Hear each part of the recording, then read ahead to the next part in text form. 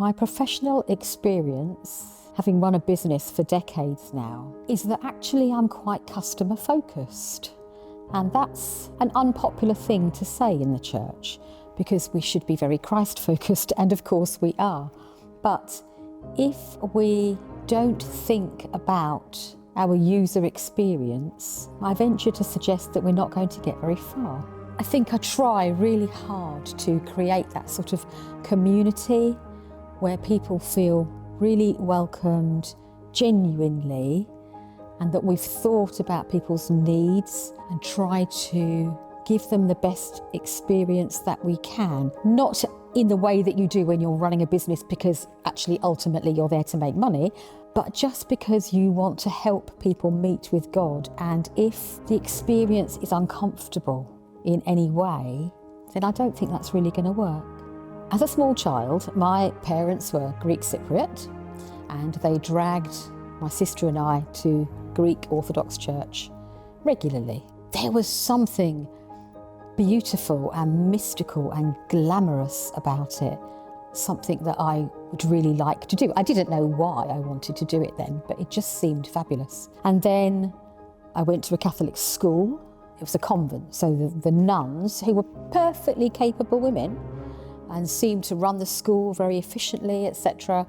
Whenever we had chapel and we had a service, they would always have to get a priest in for the service. And I could never understand why we had to have a man to do that. By the time I left school, so we're looking at 1985, we're still almost a decade away from women being ordained in the Church of England. So I guess I forgot about it. But every now and again, God would tap me on the shoulder and I'd be trying to, back God away. But eventually the call became really quite loud that I couldn't ignore it. When you become ordained, you may be a vicar part-time or a priest in charge part-time, as I am, but you are always a full-time priest. So whatever it is you're doing, you are a priest. I spend actually not very much time in church itself, actually in the building, but while I'm there, I do the normal things. I run services and I do baptisms and funerals and weddings, and I run a community cafe and all the things you expect the vicar to do. I suppose the longest part of my ministry in terms of the time I spend is at work in the business. As I go to work to cut people's hair, I do wear my collar.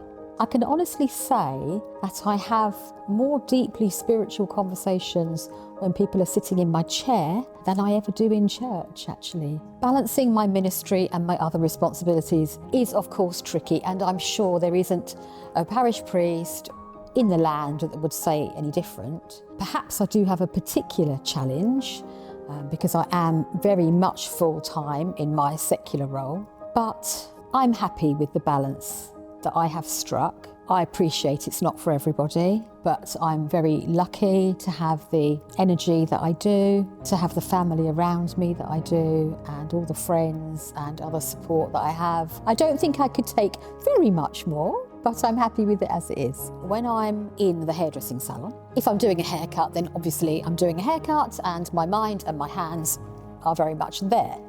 But when you're doing some technical work, maybe you've put a colour on somebody's hair and you need to walk away to allow that colour to develop, then that gives you a little piece of time where you could be, and I very often do, opening your laptop, answering emails, dealing with a hall hire inquiry, or just putting the finishing touches on a sermon.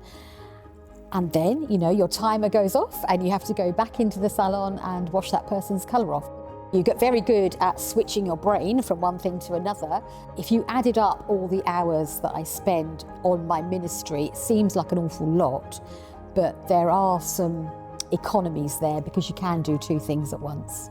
I would say to somebody who feels that they may be being called into ordained ministry, it can be absolutely the best thing in the world to do.